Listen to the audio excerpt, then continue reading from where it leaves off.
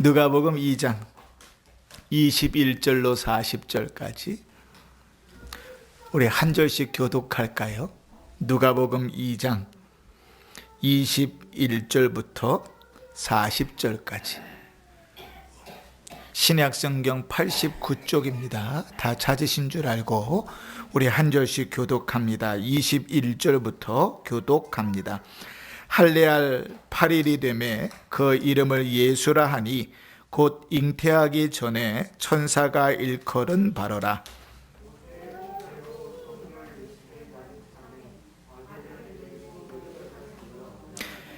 이는 주의 율법에 쓴 바 첫 해에 처음 난 남자마다 주의 거룩한 자라 하리라 한 대로 아기를 주께 드리고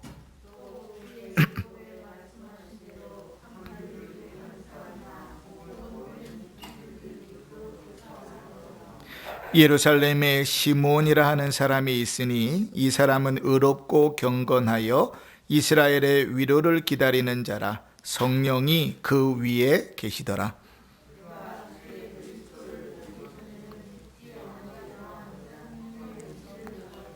성령의 감동으로 성전에 들어가매 마침 부모가 율법의 관례대로 행하고자 하여 그 아기 예수를 데리고 오는지라.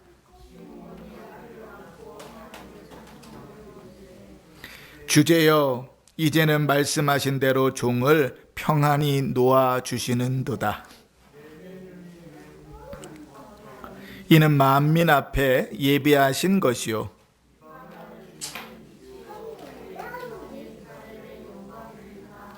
그의 부모가 그에 대한 말들을 놀랍게 여기더라.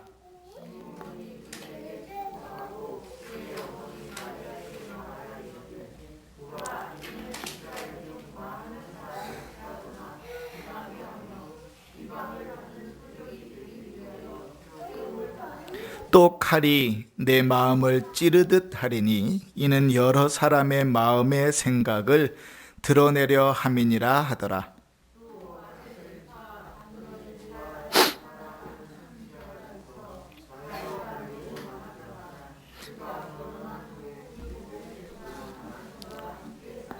과부가 되고 84세가 되었더라.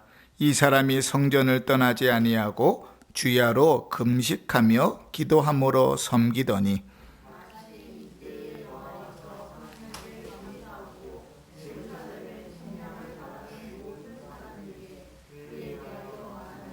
주의 율법을 따라 모든 일을 마치고 갈릴리로 돌아가 본 동네 나사렛에 이르니라.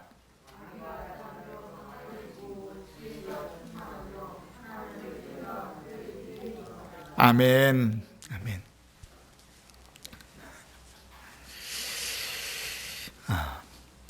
오늘은 시몬과 안나에 대한 말씀들을 좀 살피면서 은혜 받으려고 합니다.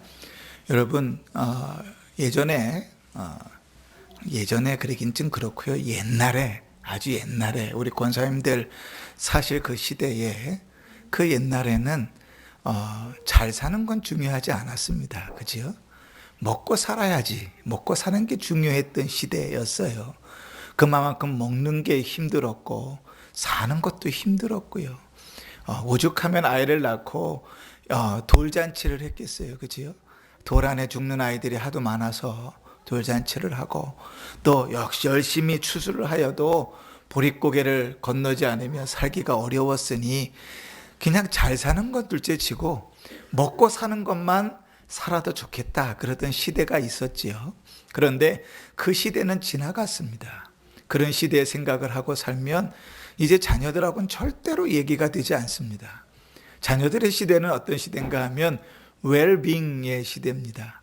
잘 살자 하는 시대예요. 그게 뭐든지 웰은 좋다 이런 말이거든요. 그 잘 사는 시대, 잘 살아야 되는 거예요. 그래서 어떤 일들이 있든지 잘 살아야지 그냥 하는 건 안 된다. 그죠?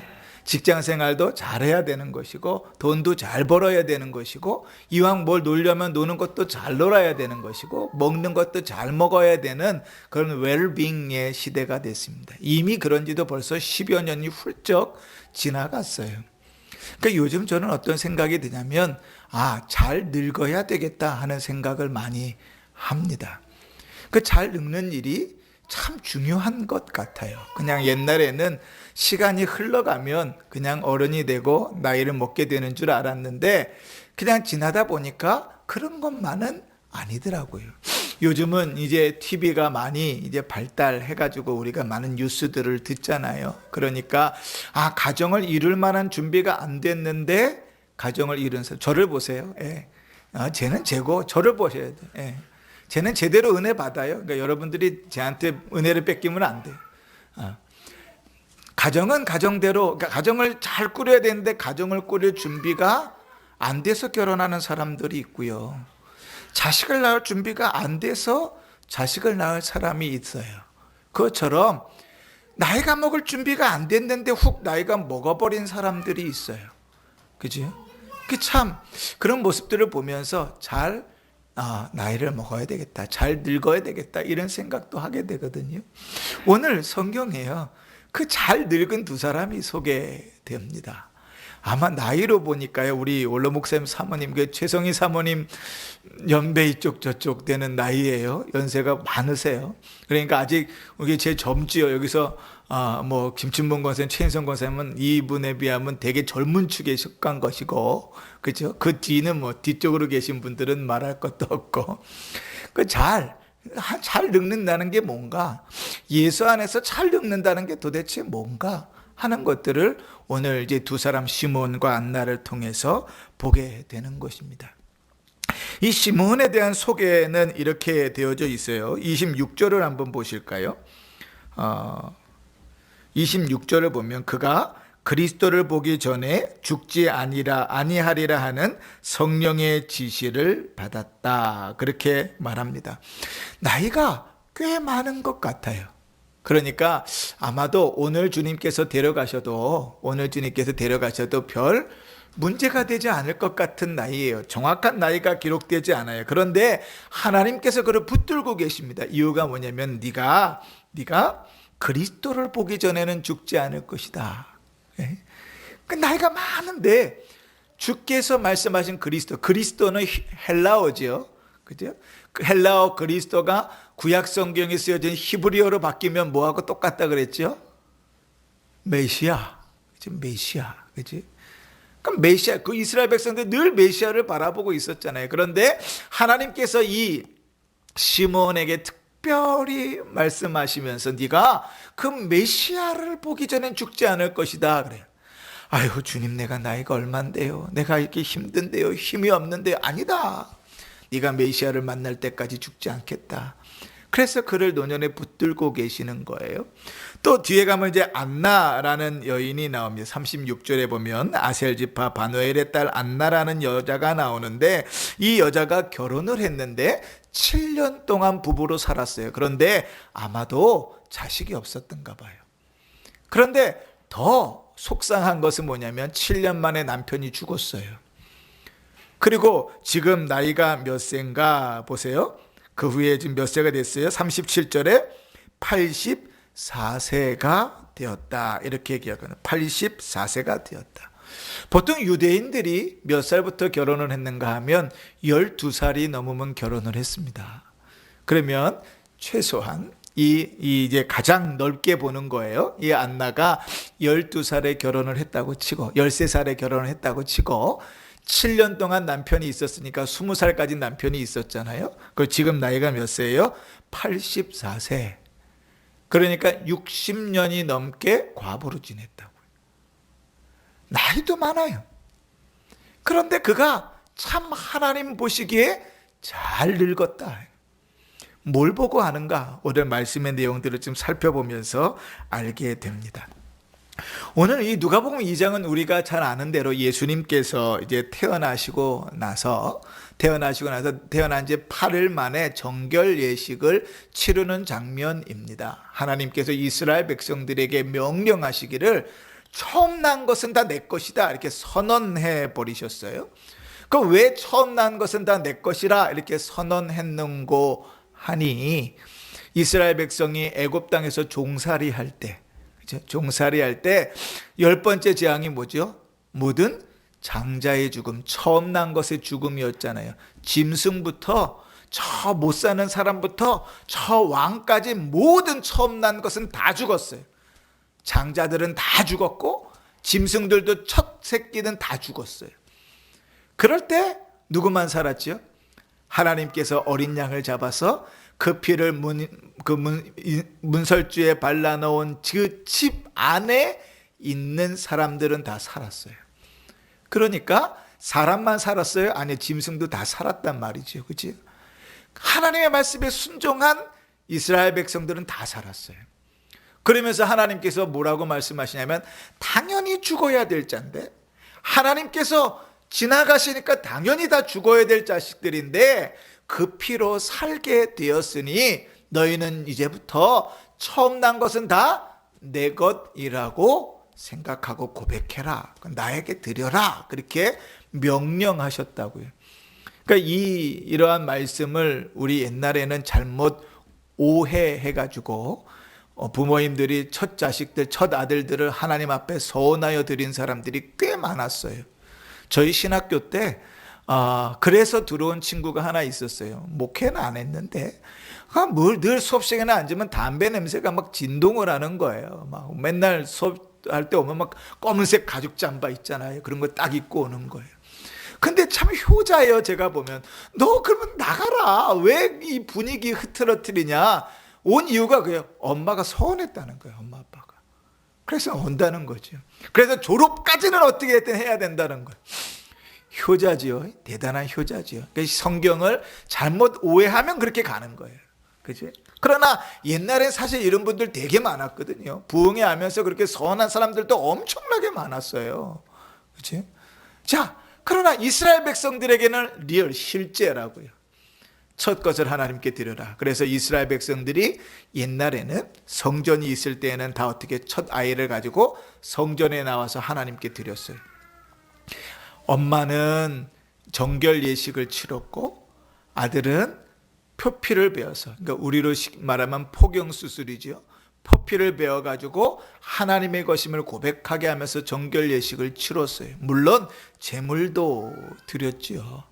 그때가 태어난 지 8일 만입니다. 그러니까 그 아이가 뭘 알겠어요? 얼마나 아플까요, 사실은. 그렇게 정결 예식을 치렀죠.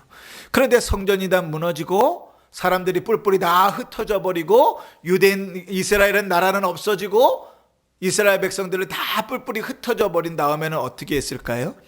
이스라엘 백성들이 이제는 성전이 없으니 안 했을까요? 아니요. 그들의 신앙은 그렇게 호락호락하지 않아요. 대단히 굳건하거든요. 반드시 지켜야 되니까 유대인들이 가면 있는 곳에는 반드시 그들이 뭐라냐면 회당이라는 것이요. 그리고 거기에 모여서 그 일들을 감당하는 거죠. 예수님 당시에는 헤롯이 짓고 있는 성전이 있었잖아요. 그래서 이제 아마 글로 모여서 이 절기를 따라서 규례를 따라서 이제 할례를 이제 행하게 되었던 것이죠. 자, 그날에 그 예수님이 태어난 지 8일째 되는 그날에 정결 예식을 채우러 올라왔을 때에 성령께서 한 사람을 감동하십니다. 그래서 그를 성전으로 가게 하세요. 그게 누구냐면 시므온입니다.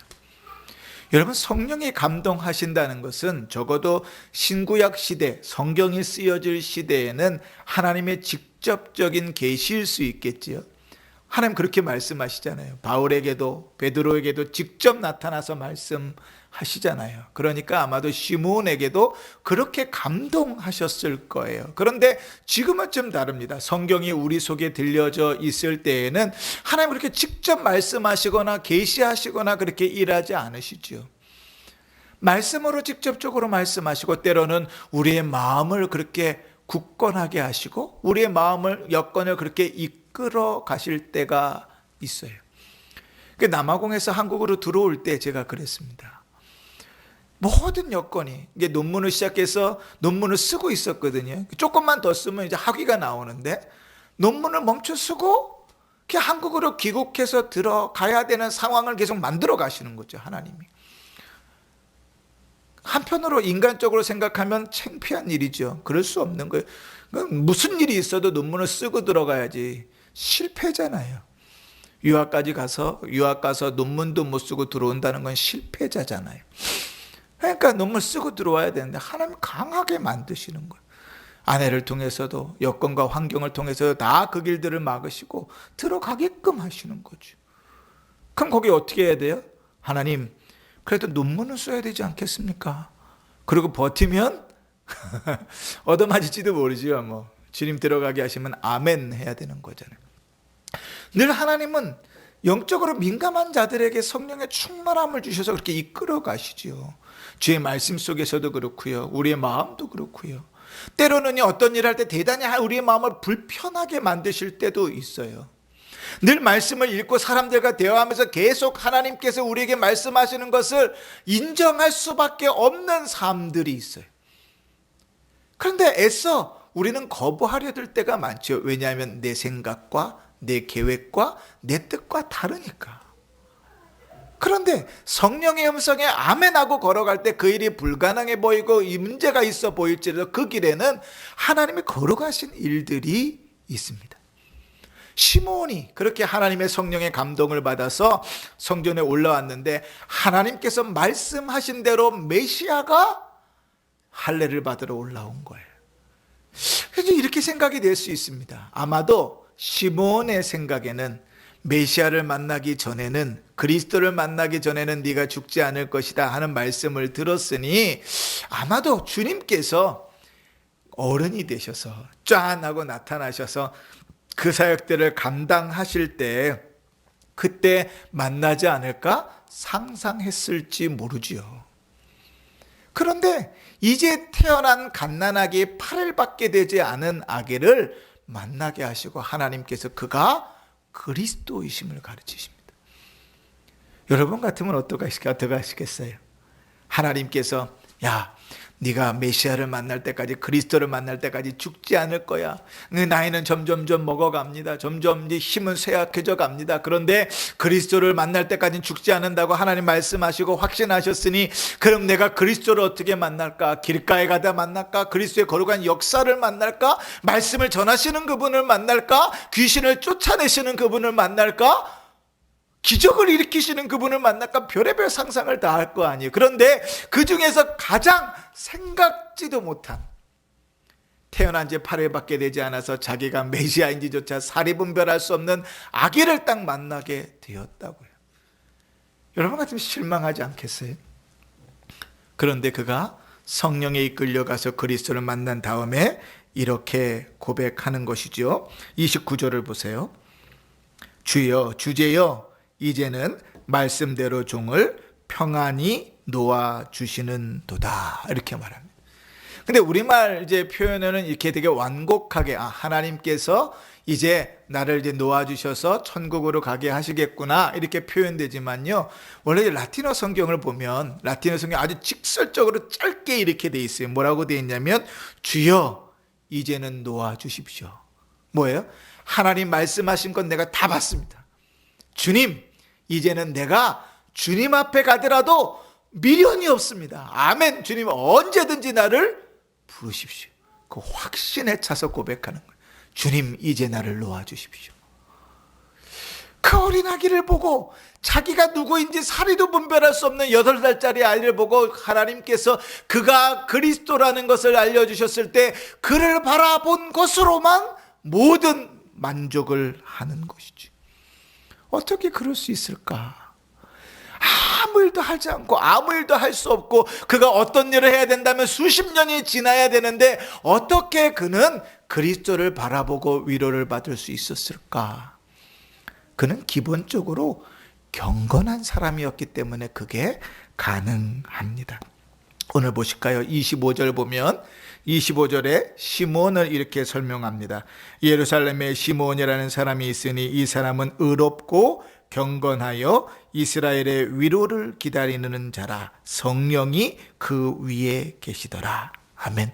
의롭고 경건한 자라. 뭐라고 마무리돼요? 성령이 그 위에 계시더라. 이 표현이 우리가 구약 성경에서 익숙한 표현으로는 뭐냐면 하나님과 동행하시더라. 이제 경건을 잃지 않고 있다고요. 나이가 먹을수록 신앙이 점점 더 견고해져 가고 그 삶이 점점 더 경건해져 간다고요. 그게 신자의 정상이에요. 왜냐하면 하나님께서 이 땅에서 우리를 거룩하게 성화를 이루어 가시면서 이제 우리가 이 땅의 삶을 끝나면 하나님 우리를 어떻게 바꾸신다 그랬죠? 영화롭게 바꾸신다 그랬죠. 영화롭다는 것은 흠과 티가 하나도 없는 상태를 말하는 거예요.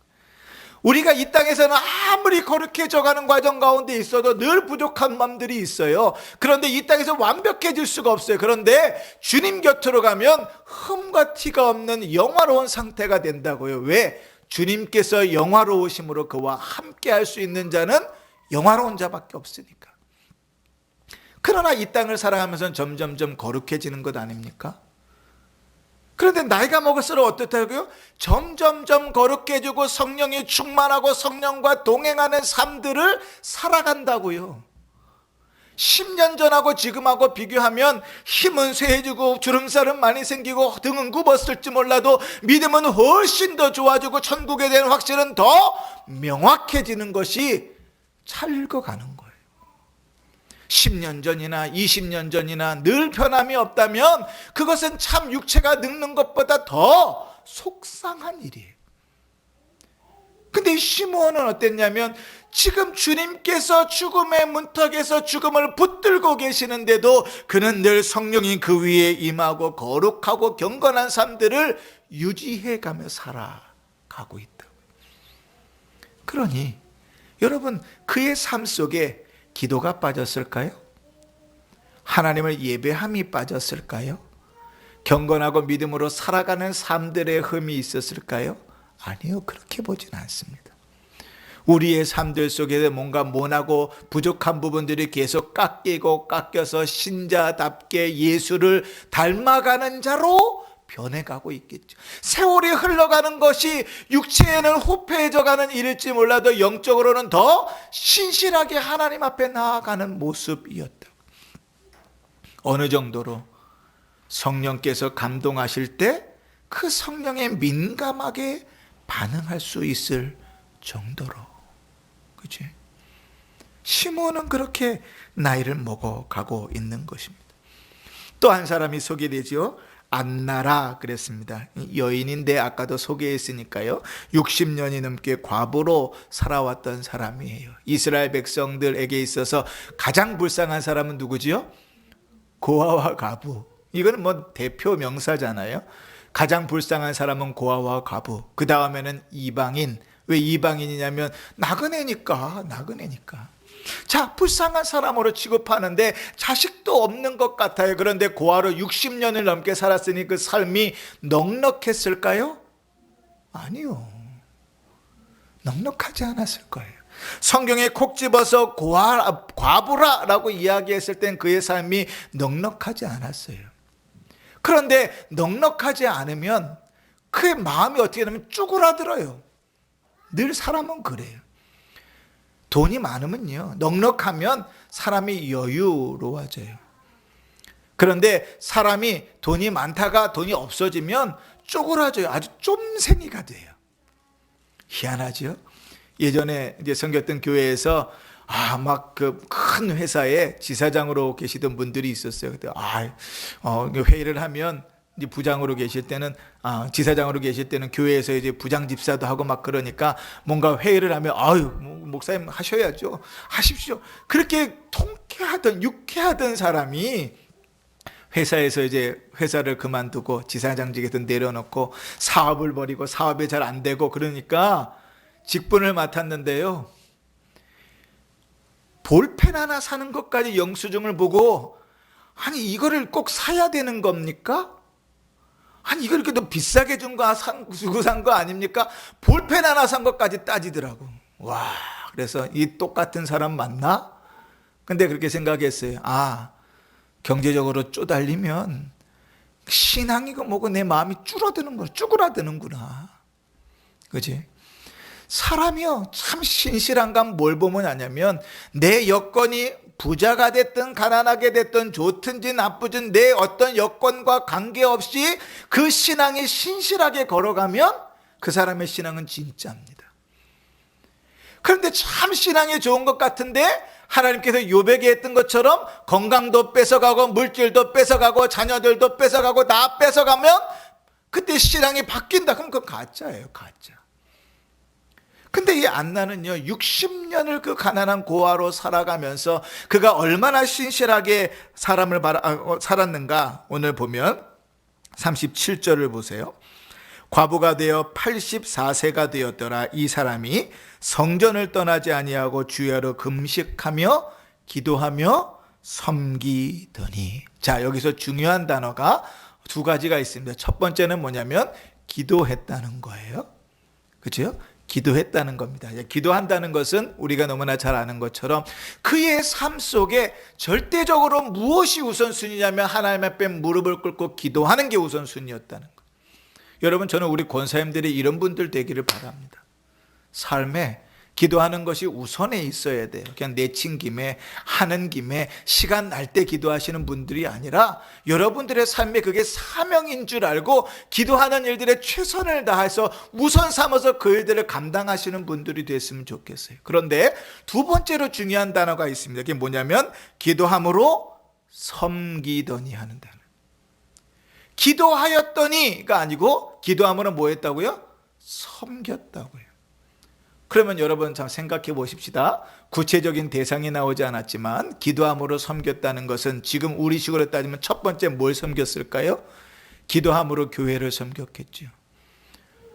두 번째 기도함으로 성도를 섬겼겠죠. 세 번째 기도함으로 이웃들을 섬겼겠죠.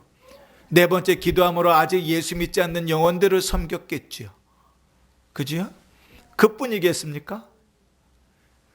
84세가 되도록 60년이 넘게 가난한 과부로 살아오면서도 그의 우선순위는 뭐냐면 하나님 앞에 무릎 꿇고 섬기는 일이었다. 돈이 없으니 돈으로 섬길 수는 없어요. 그러나 그의 가장 우선순위는 뭐예요? 무릎을 꿇고 섬기는 일들이었어요.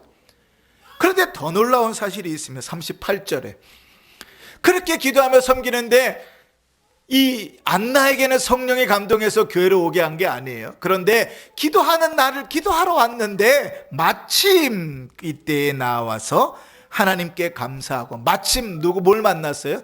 예수님께서 8일 만에 할례를 받으러 온 때를 마리아와 요셉을 만난 거죠.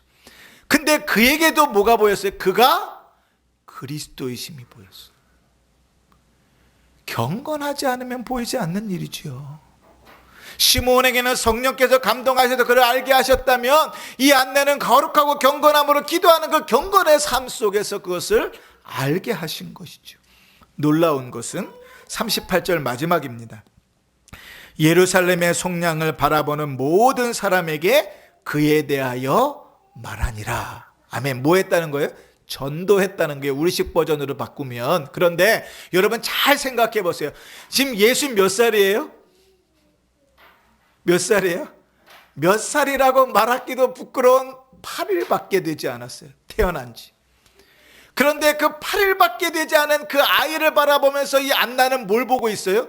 그리스도께서 십자가에 못 박혀 이 죄 많은 백성들을 속량 구속하실 것을 바라보고 있어요. 그리고 그 복음을 전합니다. 경건하지 않으면 이루어질 수 없는 일이에요. 84세가 된 노인이 하나님 앞에 믿음으로 신실하게 서서 그리스도를 바라보고 8일밖에 되지 않은 그리스도에게서 주님께서 이 백성들을 속량하실 것을 바라보며 전도하고 있다고요. 할렐루야. 놀랍지요. 그러면 이 안나만 그랬는가? 아니요. 시므온을 보십시오. 29절로 다시 넘어갑니다. 시므온이 이렇게 하나님 앞에 기도하면서 마리아에게 선언하는데, 주제여 이제는 말씀하신 대로 종을 평안히 놓아주시는도다. 내 눈이 주의 구원을 보았사오니. 똑같이 안나와 똑같은 것을 보았죠. 그러면서 이는 만민 앞에 예비하신 것이요 이방을 비추는 빛이요 주의 백성 이스라엘의 영광이니이다 하니 그의 부모가 그에 대한 말들을 놀랍게 여기더라. 그러면서 시몬이 이렇게 축복하는 거예요.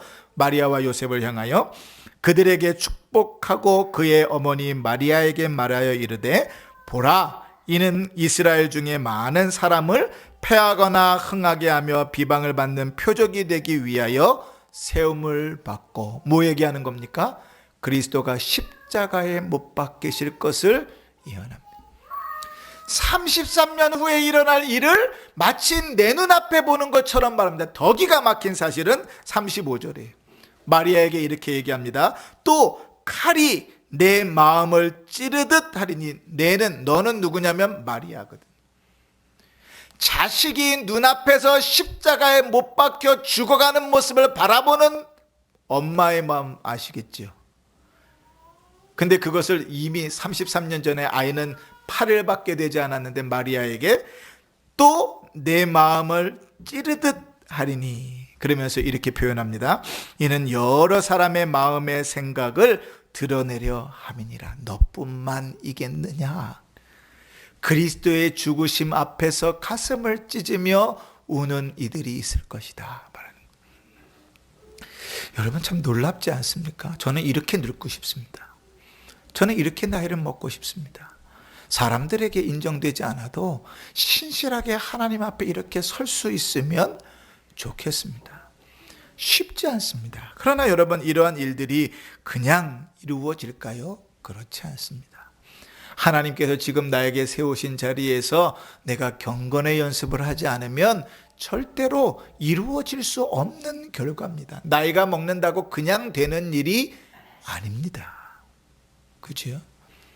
어떤 분들은 나이가 드셨는데 대화가 안 되는 분들이 있어요. 막무가내예요. 어떤 분들은 나이가 드셨는데 자기 주장만 옳다고 주장하시는 분들이 있어요. 대화가 안 돼요. 남의 얘기를 들으려 하지 않아요. 근데 참 제가 이렇게 들어보면 얘기가 틀려요. 그분 얘기가 사실이 아니에요. 맞지 않아요. 그런데도 설득이 안 돼요. 이상하죠. 고집이 너무 센 거예요. 그런데 성령에 충만하고 성령에 열려 있다는 것은 뭐예요? 내 생각을 내려놓는 것이 시작이죠. 예수님께서 이렇게 말씀하셨어요. 아무든지 나를 따라오려거든 자기를 부인하고, 이게 시작이거든요. 내가 내 고집을 놓지 않는 한 그리스도께서 내 안에 살게 하시는 건 불가능해요. 내가 내 고집을 놓지 않는 한 믿음으로 신실하게 살아가는 일들은 불가능해요. 근데 그 일은 어느 날 갑자기 되는 일이 아닙니다. 어떤 영화에서 보니까 슉 하니까 장소를 슉 이동해갖고 저쪽으로 가 있대요. 어떨 땐 우리도 그러고 싶을 때가 있어요. 비가 막 내릴 때는 진짜 훅 하면 집에 가서 있었으면 좋겠다 할 때가 있는데, 우리 마음도 그렇지요. 그러나 그렇게 되는 인생사는 없습니다. 여러분들이 산 증인이지요. 내 신앙의 삶 속에 믿음이 신실하게 되어지는 것은 오늘 지금 여기서 나를 세우신 자리에서 내가 경건의 훈련을 하지 않으면 불가능합니다. 내가 지금 기도하지 않으면, 내가 성령과 동행하지 않으면, 내가 의롭고 경건하게 살지 않으면 10년 후에 내 모습은 뻔해요. 결과는 똑같습니다. 영적인 것만 그런가요? 아니요. 우리의 인생사의 모든 것이 그렇습니다. 공부 안 하잖아요. 그러면 시험 보면 성적이 안 나옵니다. 그건 당연한 일이에요. 노력을 하지 않잖아요. 그러면 직장 가서 자기 역할을 제대로 할 수 없어요. 그건 당연한 일입니다. 시간을 투자하고 노력하고 힘을 들여야 그것만큼 자기 일들을 감당할 수 있어요. 그래서 저는 좀 되게 속상할 때가 있어요. 내가 대학 다닐 때 조금 더 공부했으면, 내가 조금 더 책을 더 읽었으면, 조금 더 기도했으면, 조금 더 성경을 더 읽었으면 지금은 조금 더 성도님들에게 더 낫게, 더 은혜롭게, 더 쉽게 주의 말씀들을 가르치고 전하지 않을까? 그런 생각이 들 때가 참 많아요. 지금의 나는 과거에 내가 만들어낸 거예요. 나이가 많이 들어서 하나님 앞에 신실하게 서 있는 것 그냥 되는 일 아니에요. 지금 하나님께서 나를 세우신 자리에서 믿음으로 서지 않으면 불가능합니다. 그러니 여러분, 우리의 삶 속에서 두 가지를 점검해 보십시다. 시므온과 안나처럼 첫 번째로 내가 오직 하나님만 바라보며 사는가? 우리의 삶에서 점검해 볼 필요가 있어요. 내가 하나님만 바라보고 사는가? 혹 내가 내 건강 바라보고 살고 있지는 않습니까? 혹 내가 내 자식들 바라보고 살고 있지는 않습니까? 혹 내가 그동안 모아둔 재산 바라보고 살고 있지는 않습니까? 혹 내가 누가 나 책임져 주겠다는 약속 바라보고 살고 있지는 않습니까? 여러분, 다 헛것입니다. 그렇게 되지 않아요. 절대로 그렇게 되지 않습니다.